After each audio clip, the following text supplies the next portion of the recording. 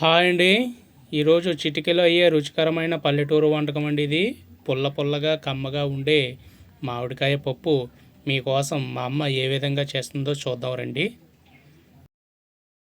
ఇలా పెసరపప్పు మామిడికాయ వండుతున్నానండి. ఓ బుల్లిగలసిన పప్పు అండి, ఓ మామిడికాయ అండి, ఓ ఉల్లిపాయ అండి, పప్పులో కొద్ది కొత్తిమీర అండి, కొంచెం కరివేపాకు అండి, 5 పచ్చిమిరకాయలండి. పప్పుకి తాలింపు సరిపడగానండి పోపులు. పప్పులోకండి తాలింపుకి ఎల్లుల్లిపాయ రేకలండి, ఎండుమిరకాయలండి, జీలకర్ర అండి, ఆవాలండి, మెంతులండి. పప్పు శుభ్రంగా కడుక్కోవాలండి 2 సార్లు. నీళ్ళు వేసండి శుభ్రంగా 2 సార్లు కడుక్కొని పొయ్యి మీద పెట్టుకుందామండి. పొయ్యి అంటున్నానండి, పప్పు ఉడకబెట్టుకోవచ్చండి.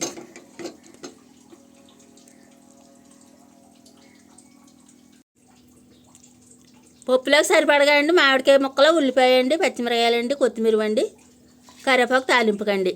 ఇంకొంటే రెడీ అయిపోయినాయండి. మూత ఎత్తున్నానండి. ఇప్పుడు ఉల్లిపాయలు వేసుకోవాలండి పప్పులోని, అలాగే పచ్చిమిరకాయ ముక్కలండి, ఇక కొత్తిమీర అండి. ఒక 10 నిమిషాలు ఉడికాకండి అప్పుడు మామిడికాయ ముక్కలు వేస్తానండి. పప్పు ఎంతవరకు వచ్చిందో చూద్దామండి. లైట్గా పొలుకుందండి. మామిడికాయ ముక్కలు వేసుకోవాలండి. ఇప్పుడు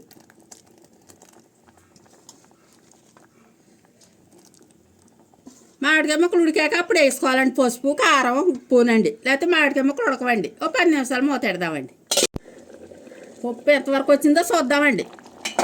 మామిడికాయ ముక్కలు బాగా ఉడికినాయండి. ఇప్పుడు కారం, పసుపు, ఉప్పు వేసుకోవాలండి.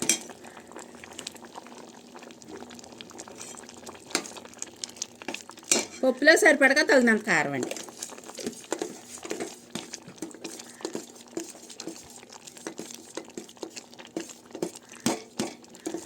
కొద్దిగా పసుపు అండి.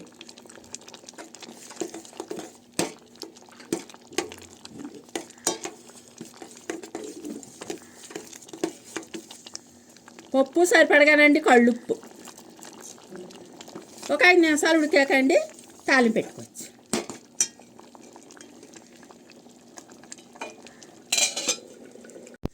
ఇప్పుడు పప్పు ఉడికిందండి, దించేసుకుందామండి. పోపు పెడతాను. ఇప్పుడు అప్పడాలు అయిపోయారండి. ఆ నూనె సరిపోద్దండి తాలింపు.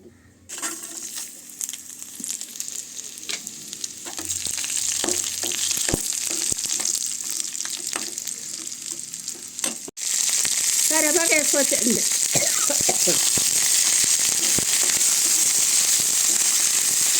దోరగా వేపాలండి. పప్పు మామిడికాయ వండానండి, చాలా టేస్టీగా ఉంటుంది. ఒకసారి ట్రై చేయండి. నా పప్పు మామిడికాయ నచ్చితే లైక్ కొట్టండి.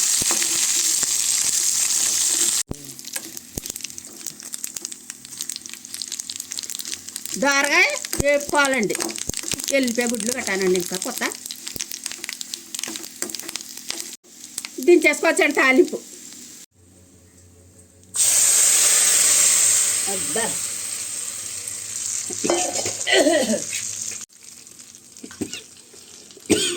పప్పు చూసారండి ఎంత టేస్టీగా ఉంటుందా, ఎంత కలర్గా ఉంటుందో.